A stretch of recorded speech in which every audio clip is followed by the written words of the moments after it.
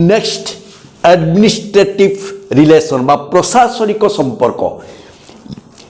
या संविधान रे उल्लेख कराई संविधान रे हमको धारा अनुଯାयी एवं विभाग अनुसार प्रदान कराई कौन ना एटा पार्ट से 11 एवं चैप्टर 2 आर्टिकल 255 सोतिलाटी 256 टू 263 तेणु पार्ट 11 आर्टिकल 256 टू 263 मध्य आपको वर्णना कराई कौन ना प्रशासनिक बा एडमिनिस्ट्रेटिव रिलेशन प्रशासनिक क्षेत्र रे केंद्र सरकार आभिमुख्य केंद्र सरकार भूमिका गुरुत्वपूर्ण अटे the union government plays a dominating role to control the administrative powers in which field केउ क्षेत्र रे केंद्र सरकार राज्य सरकार उपरे प्रशासनिक आधिपत्य विस्तार करितांती वर्तमान से जिनसटा को हमको जानिबा पई पड़िबो को क्षेत्र रे केंद्र सरकार केतेक गुरुत्वपूर्ण क्षेत्र रे केतेक गुरुत्वपूर्ण दिग उपरे राज्य मानक उपरे प्रशासनिक नियंत्रण करितांती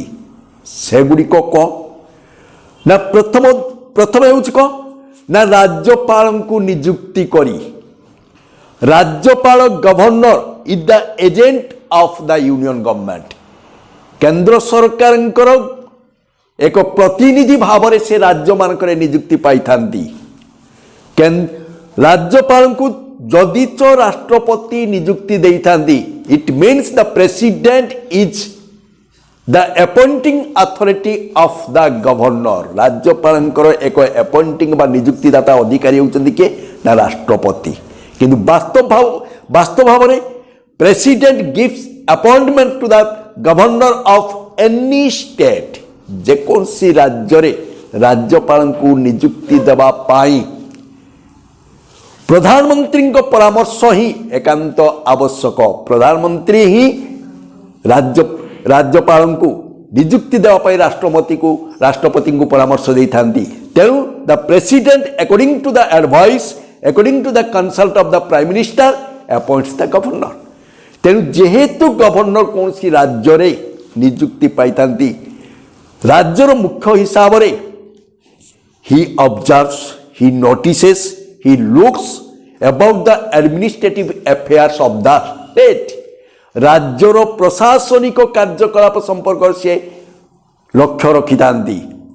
एवं सांविधानिक प्रोविजन अनुसार सांविधानिक नीति नियम अनुसार एवरी 15 डेज प्रत्येक 15 दिन रे थरे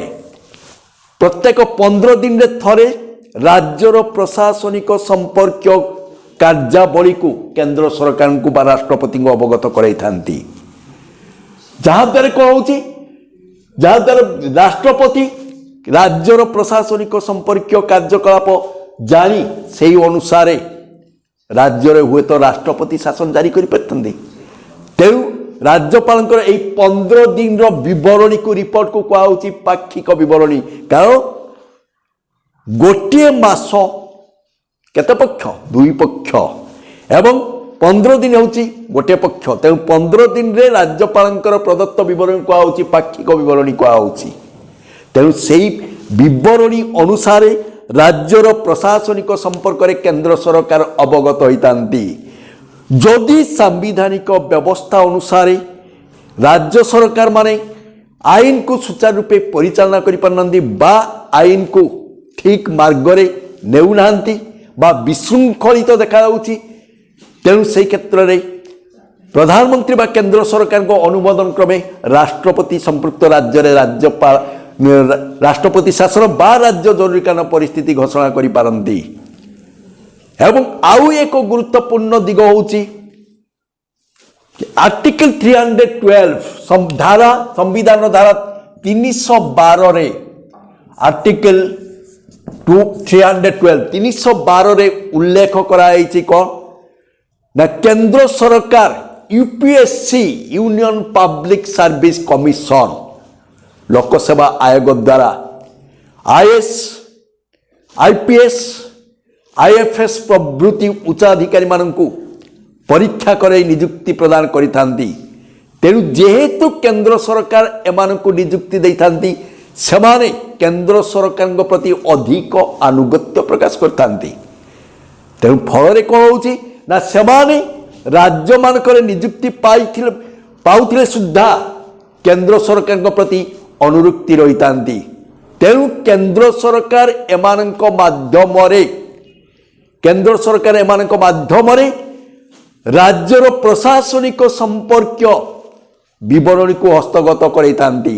बा हस्तगत करथांती सेही दृष्टिकोणरू केंद्र सरकार आवश्यक स्तरे राज्य मानक मध्य नियंत्रण एवं निर्देश दियंती कारण केंद्र सरकार को बिना निर्देश रे राज्य सरकार गुड़िक ठीक भाव में शासन परिचालना करि पारंती नाही जोटा कि केंद्र सरकार को अधीनस्थ रहउची वर्तमान तुम देखिथिबो जे ए जो तुम कॉलेज बा +2 कि क्लास 10 कि 12 परीक्षा हवा पाई ओडिशा सरकार बा प्रत्येक मुख्यमंत्री मध्य केंद्र सरकार को गाइडलाइन को अनुसरण करचंदी तेणु ओडिशा सरकार मध्य केंद्र सरकार को निकट को चिट्ठी लिखिचंती जे गुटे निर्दिष्ट गाइडलाइन देले सेही अनुसार परीक्षा मध्य हेबो तेणु केंद्र सरकार एई क्षेत्र plays vital role to control the administrative powers of the states एवं आउरी मध्य रहुची केंद्र सरकार राज्य सरकार को नियंत्रण करिबा पाई निज कंट्रोल को आनिबा पाई अंतरराज्य परिषद गठन करथांती interstate according to article 263 the union government the central government makes an interstate council अंतरराज्य परिषद गठन करथांती ए अंतरराज्य परिषद कौन ना राज्य राज्य मध्य संपर्क रक्षा करिबा पाई किछि राज्य को लेकी गोटे परिषद गठन करा आंत माने जो राज्य राज्य मध्य रिलेशन टाकू ठीक भाव में परिचालना करने सुसंपर्क रक्षा करने अंतरराज्य परिषद गठन करा in India we have 5 interstate councils in India मान भारत में 5टी अंतरराज्य परिषद रही कौन कौन से गुड़िक 4टी दिग पूर्वांचल परिषद पश्चिमांचल दक्षिणांचल उत्तरांचल ताले आउ गोटे कौन ना केंद्रांचल सेंट्रल इंटर काउंसिल स्टेट्स माने जो को केंद्र स्थल रहिले सेही मान को गठित आम ओडिशा पूर्वांचल अंतरराज्य परिषद रे सभ्य कारण ओडिशा होची भारतर पूर्व अवस्थित तेणु ये पूर्व ओडिशा होची पूर्वांचल अंतरराज्य परिषदर गोटे सभ्य यही अंतरराज्य परिषद रे केउ माने सभ्य रही एवं कहीं माने सभ्य रही ना अंतरराज्य परिषदर प्रत्येक जो राज्य गुड़िक रहिले और पूर्वांचल मनकर 5टी राज्य रोची से 5टी राज्य रो मुख्यमंत्री माने यार सभ्य रहिले एवं केंद्रर स्वराष्ट्र मंत्री यार सभापतित्व कले बा चेयरमैन रहिले कौन पाई एटा गठन करा ना राज्य राज्य मध्य परस्पर उपयुक्त बुझामणा शांति प्रतिष्ठा करिबा बेले बेले राज्य राज्य मन मध्य गंडगोल लगे सीमा विवाद को लेकिन नदी जल बंटन को लेकिन एमती लगी रोचे बहुत किछि तेणु तार समाधान केमती करा जाय परिबो केमिति शांति प्रतिष्ठा करा जाय परिबो एटा स्वराष्ट्र केंद्र सरकार स्वराष्ट्र मंत्री अध्यक्षतार मुख्यमंत्री माने संपृक्त परिषद रे जो माने सभ्य थांती सभ्य राज्य थांती से राज्यर मुख्यमंत्री मान मध्य गोटे आलोचना ही यार समाधान बाट बाहर कर केंद्र सरकार गुरुत्वपूर्ण भूमिका ग्रहण करथांती कारण तांकर निर्देश तांकर आदेश तांकर उपदेश अनुसार राज्य गुड़िक परिचालित होइतांती सेही भली आउ एक गुरुत्वपूर्ण दिग होउछ कोन ना नदी जल बंटन आर्टिकल 262 रे धारा 262 रे नदी जल बंटन रे जदि कोनसी विवाद बा समस्या देखा दिए ताहले तार समाधान मध्य केमिति सेही राज्य गुड़िक करिवे केंद्र सरकार मध्यस्थतार ता संभवपर होता है जदि क्वेश्चन एराइज करे जदि केंद्र सरकार यार समाधान न करि पारंती ताहले कोर्ट बा न्यायालय अछि न्यायालय कौन करछि ना न्यायालय मध्य तार समाधान करिया पई व्यवस्था करूछि तेणु ए जो आंत नदी जल बंटन माने राज्य राज्य राज्य मध्य गोटे नदी प्रवाहित होउछि जेमति मु एग्जांपल गोटे दउछि महानदी को लेकिन ओडिशा एवं छत्तीसगढ़ मध्य एवं विवाद चली अछि तेणु यही नदी जलर सुषम बंटन केमती करा जाय परिबो केमती उपयुक्त भाव में ताकू प्रदान करा जाय परिबो बा केमिति दुई राज्य मध्य गोटे उत्तम बुझामणा सृष्टि करा जाय परिबो सेति पई केंद्र सरकार को मध्यस्थरे यह संभवपर हुए किंतु यही जो महानदी जल को लेकिन छत्तीसगढ़ एवं ओडिशा मध्य जो विवाद लगी रही केंद्र सरकार मध्य समाधान हो पारु नाही मध्यस्थतारे मध्य समाधान हो पारु नहीं तेणु एठी कौन कराउछि ना एठी केस कराउछि कोर्ट को जाउछि यार समाधान करिया पाई ट्रिब्यूनल यार समाधान करिया पाई प्रथमे सर्वनिम्न ट्रिब्यूनल को या हस्तांतर कराउछि एवं ट्रिब्यूनल ले जदि राय सपक्ष रे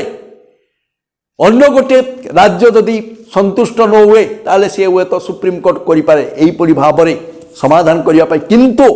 जेहेतु आमे एक संघीय राष्ट्र रे रही अछु तेणु संघीय राष्ट्र निर्देश संघीय राष्ट्र चिंताधारा को आमे अनुसरण करिया पाई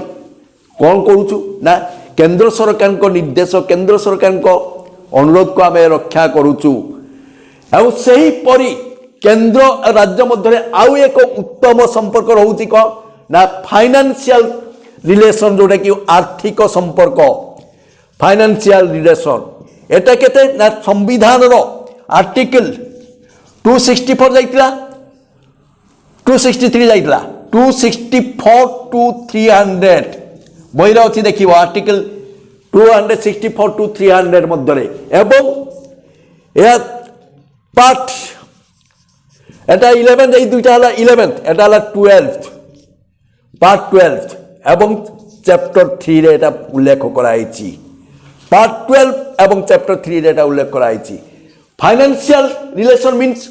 आर्थिक संपर्क केंद्र और राज्य मध्य किभली आर्थिक संपर्क रक्षा करा जाय परिबो सेथि पाई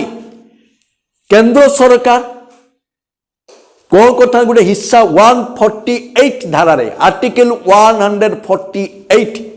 द सेंट्रल गवर्नमेंट और union government forms a controller and auditor general गोटे गठन करता महाहिसाबक बा समीक्षक पद गोटे सृष्टि करता जहाँ द्वारा कि सी ऑडिट करिथाय कौ राज्य को केते परिमाण आर्थिक सहायता प्रदान करा जिवो काहे कि दिया जिवो सहायता ना जेहेतु यूनियन लिस्ट रो जो विभाग गुड़िक जो रही से गुड़िक राज्य सरकार को अधीन रही तेणु राज्य सरकार सही विभाग टैक्सेस बा खजना बा कर आदाय करथांती एवं ता केंद्र सरकार निकट पैठ करथांती किंतु केंद्र सरकार सेतु मध्य किछि राज्य मानक प्रदान करिथांती एहा व्यतीत नेचुरल डिजास्टर समय रे प्राकृतिक दैवी दुर्विपाक समय रे राज्य गुड़िक मध्य केंद्र सरकार ग्रांटिनेट बा सहायता राशि प्रदान करथांती एवं एई सहायता राशि किभली भाव में केते परिमाण दिया जिवो सेथि पाई अकॉर्डिंग टू आर्टिकल 280 280 धारा अनुसार प्रेसिडेंट गोटे फाइनेंशियल कमिशन गठन करथांती आर्थिक आयोग बा अर्थ आयोग गोटे गठन करथांती जो अर्थ आयोग रे जड़े चीफ बा मुख्य अर्थ आयोग गोटे रही था एवं आउ केते जन मेंबर मध्य रही था सेमानक सहायता रे गोटे राज्य मन कर डिमांड कला 5000 कोटी 5000 कोटी डिमांड करची तेणु ये 5000 कोटी जो डिमांड कला जे प्रकृत में तार एतिकी क्षयक्षति होइछि कि नाही ताकू तर्जमा करिवो तर्जमा करिकी अर्थ आयोगर अनुमोदन क्रमे जे ताकू